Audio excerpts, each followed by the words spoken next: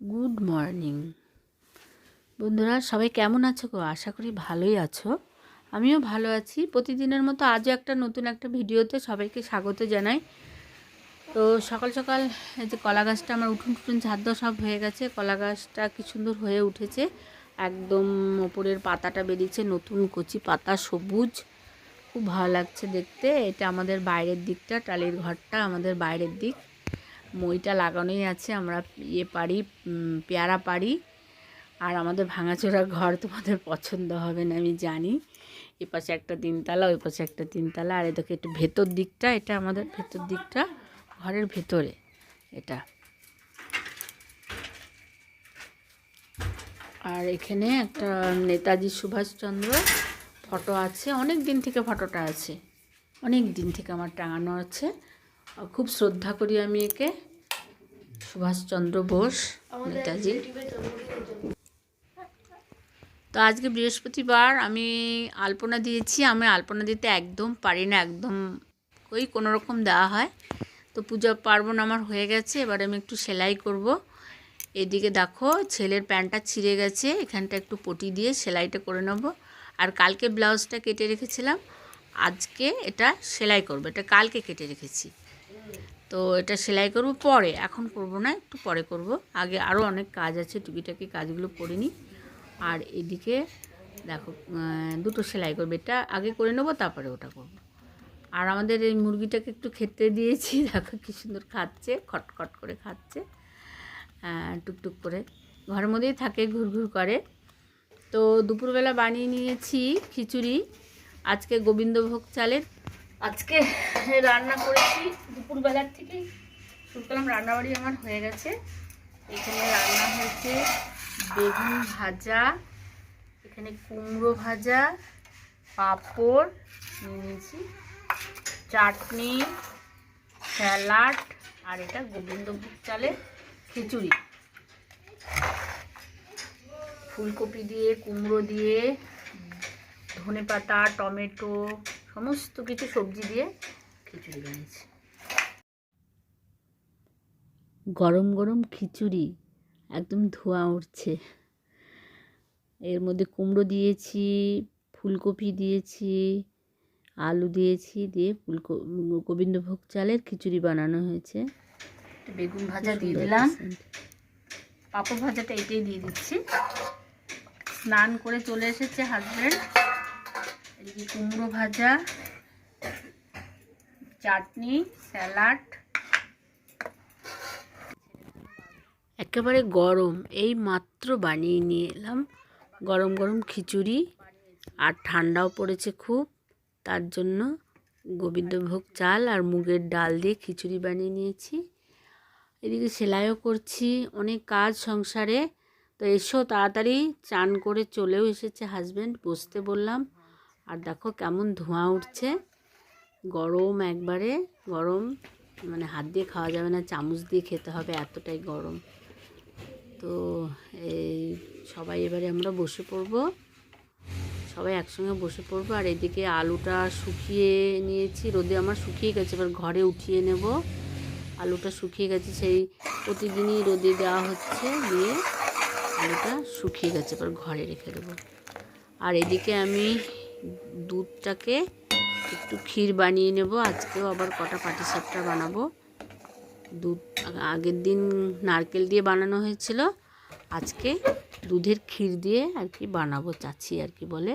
আর এদিকে সেলাইও নিয়ে বসেছি, কালকে ব্লাউজটা কেটে রেখেছিলাম, আজকে সেলাই করব। যতটা পারবো সেলাই করে রেখে দেবো, এগিয়ে রেখে দেবো, কাজ যতটা হয়ে যায় ততটাই ভালো। বিকেলের দিক আর কি, দুপুরে তো খাওয়া দাওয়া হয়ে গেছে, এবারে বিকেল এটা। তো ব্লাউজটা এবারে আমি একটু সেলাই করব, আর দেখাচ্ছি পাটগুলো, টুকরো টুকরো পাটগুলোকে জয়েন করব। একবার করে সেলাই করছি, একবার করে ক্ষীরটা দেখছি হয়েছে কি না। তো এবারে ঘন হয়ে গেছে, এবারে আমি হয়ে গেছে, এবারে নামিয়ে নেব। এই যে অনেকটাই ঘন হয়ে গেছে, শুকিয়ে গেছে, অল্প সামান্য একটু চিনি দিয়ে দিয়েছি, এই যে ফুটছে, এবার নামিয়ে নেব। অনেকটাই ঘন হয়ে গেছে, এবার এটা বসে যাবে, বাটিতে ঢেলে নিলে এটা বসে যাবে। এই ক্ষীর দিয়ে আজকে পাটিসাপটা বানাবো। আগের দিন নারকেল দিয়ে করেছিলাম, আজকে ক্ষীর দিয়ে বানাবো। নারকেলের থেকে ক্ষীর দিয়ে আমাদের বাড়ির সবাই আর কি, ছেলে মেয়ে সবাই পছন্দ করে। আর ছেলের সামনে এক্সাম, পড়তে বসেছে। বললাম পড়, তাড়াতাড়ি ভালো করে পড়ে নে। এদিকে জামা কাপড়গুলো ওই যে মেলেছি, ওই যে লেপটা খুলেছি, লেপের ওয়ারটা কেচে মেলা হয়েছে। তো এদিকে আবার ব্লাউজটা একটুখানি সেলাই করে নিই।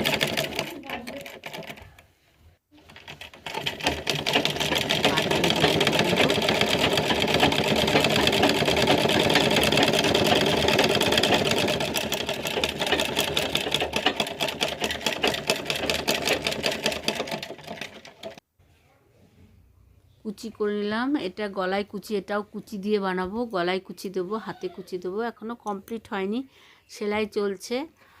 আজকে কমপ্লিট হবে না মনে হচ্ছে। ঠিক আছে, কাজের ফাঁকে ফাঁকে একটু করে সেলাই করি, সারাদিন তো সেলাই করলে হবে না। ওইদিকে রান্নাও আছে, রান্নাবাড়ি করে ওদিকে সেলাই করা অনেকটা হয়ে যায়। সংসারের সমস্ত কাজ ফাঁকে ফাঁকে করা হয়। তো এদিকে আমি ক্ষীরটা সন্ধ্যার সময়, এবারে ক্ষীরটা আমি দেখো কেমন শক্ত শক্ত হয়ে গেছে, মুঠো মুঠো করে নিচ্ছি। মুঠো মুঠো করে নিয়ে পাটিসাপটা বানাবো, ক্ষীর দিয়ে বানাবো আজকে। আগের দিন নারকেল দিয়ে বানিয়েছিলাম, আজকে ক্ষীর দিয়ে বানাবো। তো ওই আগের দিনের মতনই আজকে আবারও ওই একটা আলু কেটে রেখেছি, ওইটাই আলুটা অর্ধেকটা, ওইটা একটু ঘিয়ে বুলিয়ে নিয়ে একটুখানি কড়াইয়ে করে নেড়ে নেব। নিয়ে পরে একটু গোলাটা দিয়ে দেবো। আর কটায় দেখো বানানো হয়ে গেছে, আর নরম তুলতুলে একটুখানি গুড় দিয়েছিলাম এইগুলোতে, ওর জন্য একটু লালচে লালচে হয়েছে।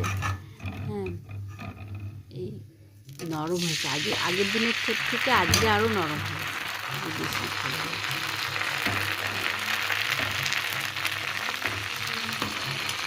এই পৌষ মাসটা পুরোটাই আমাদের এখন পিঠে পরবই চলবে। এই কিছুদিন আগে সরু চাকলির পরব চললো, এবারে এখন পাটিসাপটার পর্ব চলবে, প্রায় দিনই পাটিসাপটা হবে। তারপরে আবার সংক্রান্তি আছে, তখন পিঠে হবে। আজকে ক্ষীরের বানাচ্ছি, আগের দিন নারকেলের পুর দিয়ে বানিয়েছিলাম, আজকে ক্ষীরের পুর দিয়ে বানাচ্ছি। বেশ গোল গোল হচ্ছে, দেখো কীরকম হচ্ছে, বেশ সুন্দর হচ্ছে পিঠেগুলো, আর খুব নরম হয়েছে, সফট আর নরম, খুব নরম, একদম নরম তুলতুলে হয়েছে, খুব ভালো হয়েছে। আবারও এরকম করে সবগুলোই বানিয়ে নেব।